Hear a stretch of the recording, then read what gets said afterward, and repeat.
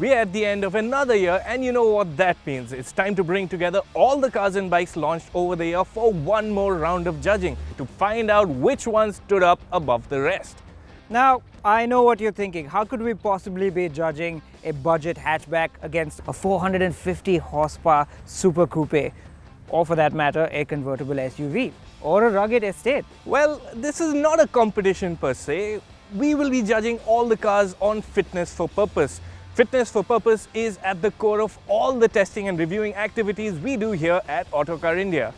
And so, without any further ado, let's get this jury round on the road. Welcome everybody to the 2019 Autocar Awards presented by Reliance General Insurance in partnership with the Times Network. As with the last few years, that's a pretty substantial lineup of cars, and that only means our jury has its work cut out. And before they take the wheel, why don't we go and say hello to them first? Car historian Manvendra Singh, India's first F1 driver Naren Karthikeyan, Editor-in-Chief Autocar India magazine Shapur Kotwal, Autocar India editor Horma Sorabji, Renuka Kirpalani, editor of the Autocar Show, and introducing the newest member of our jury, India's top rally driver Gaurav Gill.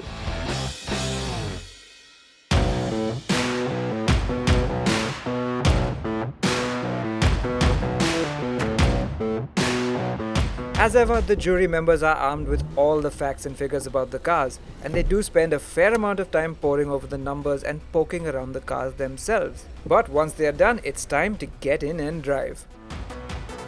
This year, our venue is Ajmera Island in Mumbai, and the driving course begins with a quick lap around a go-kart track followed by a brief road course. And we'll start with one of the most significant new launches of the year. It's an old name revived for a brand new car, and it holds a lot of promise. But what did the jury think of the new Santro? Yes, originally the tall boy concept was brought in by Hyundai, and I think this car still retains that concept. It will definitely work out for all the past Santro owners to have this car back. For me, I think there's a lot of sound from the engine in the cabin, but I think it's got really good suspension, which is very important for our country. A lovely cabin. It's got a lot of new features, it's beautifully built, nicely put together, but the engine disappoints a bit and it is a bit expensive. It's close to the Grand i10 and that makes you wonder whether you should spend a bit more and buy that car. It actually surprised me around, the track that we were driving. It handled better than I expected it to. For such a small car, it didn't feel like a small car. Well, overall, I really like the interiors of the car, some premium quality materials used, the styling with a dull black finish, and the detailing, the stitching on the seats and on the vents, the coloring matching the color inside, and it gives a touch and feel of a bigger premium car and adds a little bit of sportiness to it. No, I think a really very user-friendly car. It's so easy to drive, and as a city car, it's just fantastic. I think at high speeds, maybe doesn't have that sort of as planted a feel as a bigger car, and I think it's a bit pricey as well. Up next, a car that's brand new but also very familiar, the third generation Maruti Swift. Well, I think it's a nicely packaged car for everyday use, the city use especially. I would like some more power and performance, and of course a much nicer steering. This steering just doesn't get the job done. Overall, as a hatch, it does everything that it needs to. You have all your features. The cabin is nice. It's well equipped. It's got enough space. Handles nicely, but just doesn't feel as exciting as before. Things have improved, bigger boot. It's a lot more practical, but I think that little fun to drive factor is missing just in the way the whole car kind of responds. Good design on the dash, a good feel to the suspension and the engine. I like the flat bottom steering, it gives a sporty feel to it.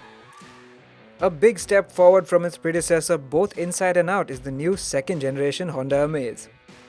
While we were around the track, the go-karting track, it handled pretty well around there. It's comfortable to ride in.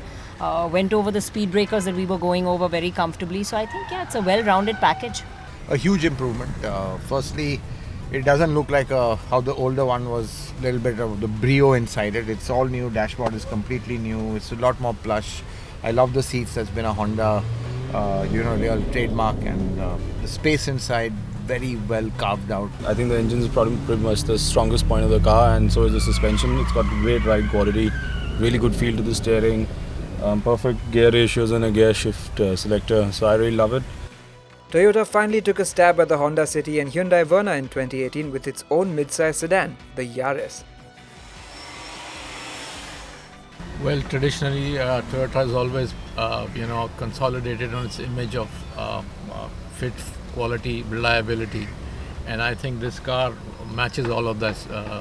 Well, I think I'm pretty impressed with the car. So first of all, the seating position is really nice. The steering is really good. It's chunky, so it gives you the feel of a nice big car, heavy car. The suspension is amazing. I think that's where they've pretty much nailed it. I think it's perfect for our roads and our conditions. Launched just days before this jury round, the second-gen Ertiga seemed like it would be just a formulaic evolution, but it left some jury members pleasantly surprised.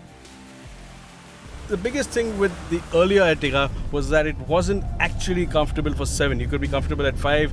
The back row was good if you adjusted the middle row, but it was always cramped.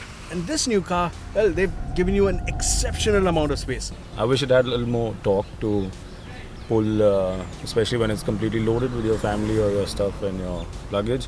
It's much better than the previous generation, I think. You can see a lot of nice touches in the interior. It's very comfortable and it's a true MUV. So it's obviously a lot of value for money. Well, definitely Maruti's done its homework. It has gone to its previous owners, got the correct kind of feedback, and it's improved the car immensely. Absolutely, I think they've got a sure shot winner here. The more I drive this car, the more impressed with it I am. Honestly, the changes really show. I tell you, this car has actually been the biggest surprise for me. Now, you don't expect much from an MPV, and quite frankly, it's not a very exciting car, but just what we call our fitness for purpose. As a family car, as a 7-seater car, I think Maruti's just nailed it with this one.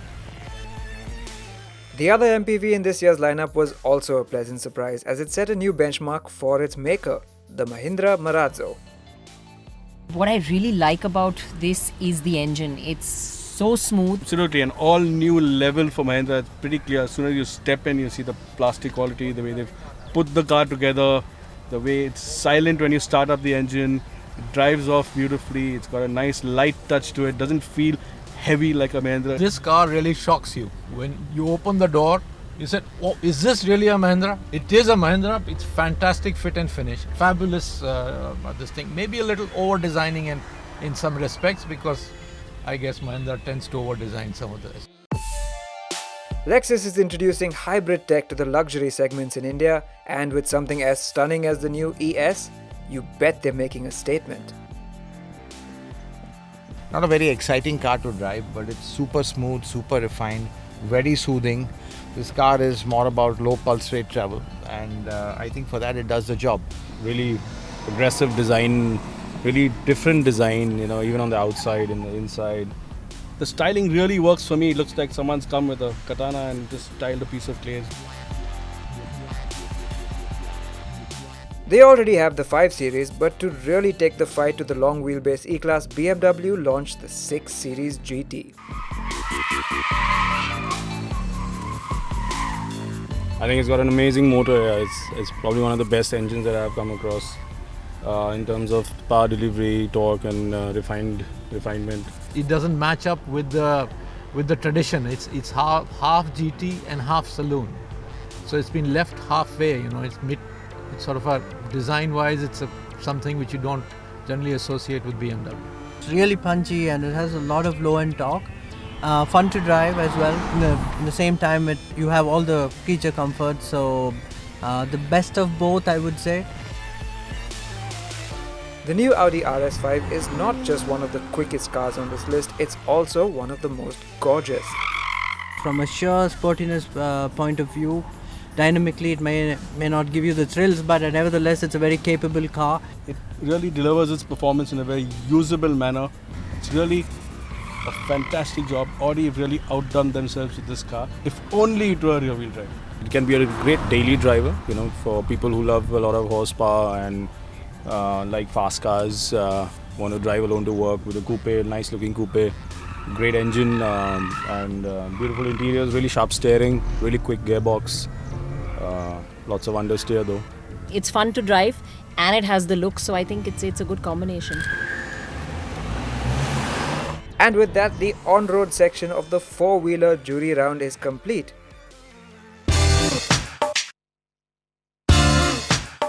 It's not really that surprising that this year there are more SUVs and crossovers than all the sedans, hatches, MPVs and coupes combined. And even among them, there's so much variety. As with every year, their jury evaluation takes place on a rough dirt track that lets jurors test not only their performance, but also the toughness of these SUVs.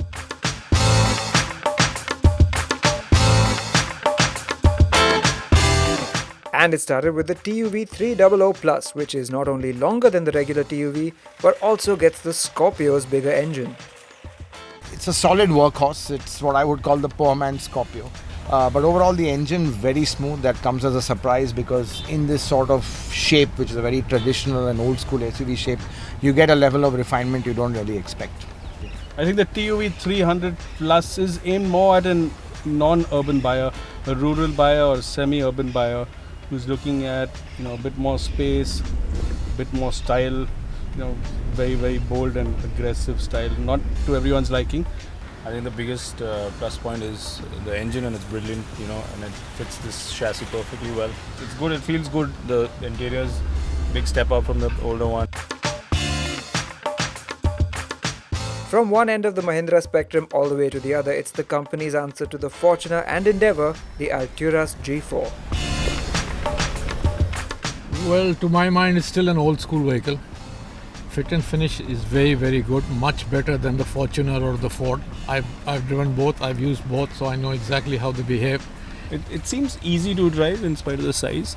The steering does lack a bit of feel, but I think because it's made to make the driver feel very easy when he drives such a big car. The engine's just about right. I mean, it could do with a little more power or maybe a lot more torque.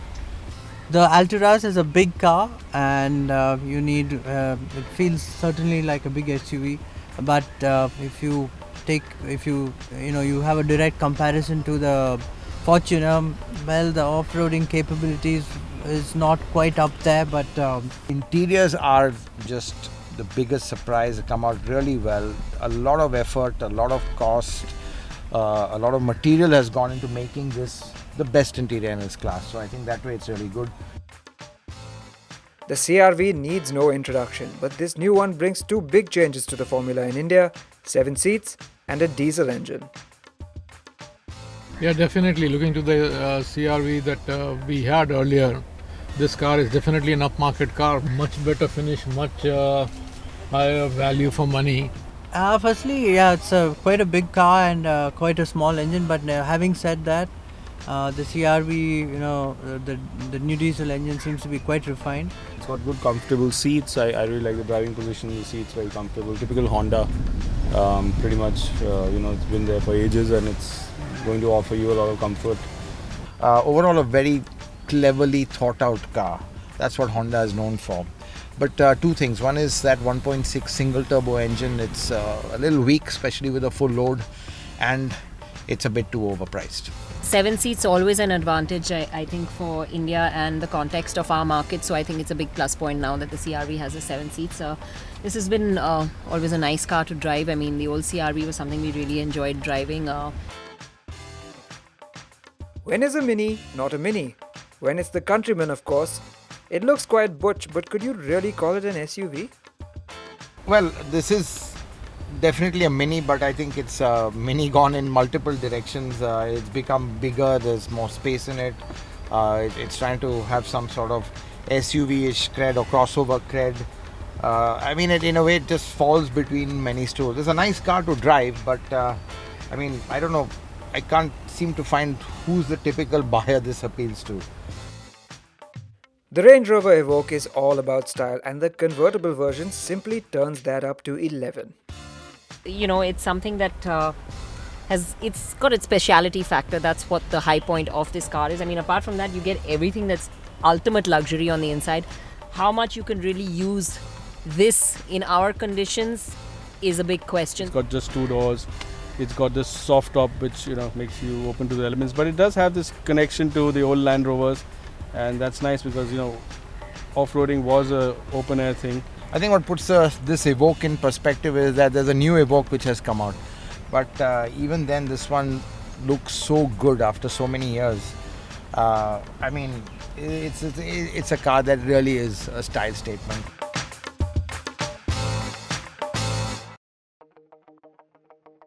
The XC40 simply blew us away when it was launched. We knew it would borrow stuff from the bigger Volvos, but we weren't prepared for just how much. I think definitely one of the strongest and the best cars around in the market. You know, I really like the Volvo products. It's got lovely interiors, it's got a great size which is perfect for the city. I'm not sure about the pricing, but yeah, for me I think it definitely does the job. You know, it has proper off-road capabilities as well because of the way it's designed. It's very trendy inside as well, so a lot of design cues from the XC90s, you know, flowed into this car, and it has that a lot of premium feel to it. Driving wise, it's a nice car. It is has a balance to itself, like all Volvos do, and the fit and finish again is superbly incredible. Absolutely, for that price bracket, it's really very good. I mean, look at the kind of equipment, the kind of safety features, the kind of technology, you know, the kind of infotainment system that you get in this car. It's hard to beat at this price point. Volvo has done a lot to take the SUV game forward in many ways. XC90, the XC60 was fantastic, but this one actually is the biggest leap forward. It's got things in it that only an S-Class has, a kind of driving technology. It's got a funky interior that's even nicer, in my opinion, than the XC60. It's got attitude, it's got class, it's got a great design on the outside. I think what really impresses me, the safety kit you've got in here. Safety is absolutely fantastic, and the price is just amazing. In fact, I think this car, for me, the value for money also is just simply amazing because you get so much for what you pay for. Stepping up to the mid-size luxury SUVs, the new Audi Q5 is everything we loved about the original, but updated for the modern day. This Q5 doesn't feel like a massive jump from the previous generation. In fact, it just feels incremental. And I think that's what lets it down a bit. Very soft ride, super smooth engines. May not be that exciting, but you know, it just has a certain plushness about it, and It gets all the basic rights, and on top of it, there's a lot of luxury around it. It's just a bit bland, and in today's day and age, I think we need a bit more character, and that's where this whole class is going. So, a fantastic product if you want just a basic luxury SUV. Right after the Q5 comes its arch rival, the BMW X3. Do the jurors feel similarly about it too? what we are seeing with BMWs, they're getting bigger and more rounded. It's still sporty, but its sportiness isn't only that sharp focus anymore. It's an overall improvement over the earlier X3. It's such a big improvement that it's probably amongst the nicest cars in its class to drive, and it's amongst the nicest cars in its class to be sat in. With the NX, Lexus once again brings its uniquely hybrid tech and Japanese approach to luxury, but this time in SUV guise. Not much of an off-roader, pretty much a pretty soft roader, but I think it's going to be a good fun to drive this car around in the city. It could do with a little more power for sure. Sort of the unique thing is the hybrid drive. Right now there's no other hybrid in its class, and if you want to be green and slightly more fuel efficient without having a diesel, well, this is the car to go for. Now here's something a little different. Mercedes E-Class all-terrain promises all the luxury of the sedan, but with a little bit more versatility. You know, for someone who wants to drive it on bad roads and also have the comfort at the same time, it's a great looking car as well. So if they want all these aspects in one, then I suppose this is the car to have. Well, this is an interesting take on the E-Class. Clearly, you don't have the same backseat experience. The seat doesn't recline. It's not the long wheelbase one. Obviously, the car you're supposed to be driving yourself. But, I mean, I don't think owners would be driving their cars that much off-road to kind of have something like this. So again, for me, this is a very small niche, a fun niche, but it is, at the end, just a niche within a niche. I think just like the Evoque convertible, this is a car that's very different, and it looks for a different sort of customer. Someone who wants a bit of ground clearance, someone who wants to go on a sort of dirt road or the road that leads up to his house or a trail but doesn't want to actually go off-road. While the Range Rover Velar can still handle the rough stuff, its strongest suit is style, and that clearly shows. This car is definitely styled in a very proportionate way and has that British cues as far as the styling of Land Rover goes. The trademark is still there. From the original Range Rover to this particular car, you know it's a Range Rover. Well, it's the Velar is probably the nicest looking SUV in the market right now. As an SUV complete off-roader, well, it may not be, but it ticks all the other boxes, and people are going to buy it for the style and the comfort, and they'll seldom use it off-road, I suppose, in India. There's lots to like about the Velar. I mean, especially the way that this car looks, the styling, the proportions. I think it's just spot on. It is a head turner. There's no doubt about it. So it really makes you feel like you're inside a world of luxury over here, and I think that's a huge plus point. And honestly, it doesn't drive too bad either. It's got a really nice engine. It did the off-road track pretty decently as well. There may be no more diesel engines in this third generation Porsche Cayenne, but should that make you want one any less? Here's what the jurors thought. Maybe the steering's become a little too light and lacks feel for me right now. But I love the interior, and the engine's pretty strong now.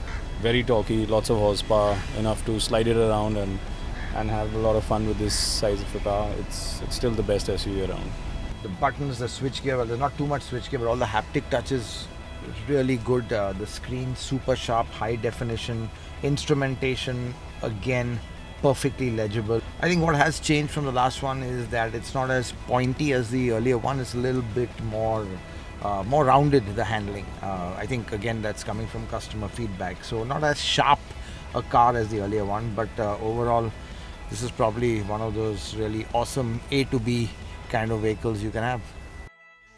And so another exciting jury round comes to a close. The cars have been evaluated, the scores are in, and now we just have to wait to see who the winners are. But before we get to that, there's just one thing remaining. As with every edition of the Autocar Awards, we want to hear from you, our viewers. That's right. Now you have to tell us which of the contenders is worthy of the title of Car of the Year and Bike of the Year. It's very simple to vote. Just follow the instructions that you're about to see on your screen, and 2 lucky winners could make it to our award ceremony to give away 2 of the awards. All you have to do is go to autocarindia.com/viewerschoice2019, choose your favorite car, choose your favorite bike, complete the form and click send. But there's only a limited amount of time to do so what's the wait? Vote for your favorite car and bike now. Be sure to check out our other video to find out which of the year's new bikes are fighting for the top spot. And don't forget to vote for your favorite car and bike, comment, like and subscribe.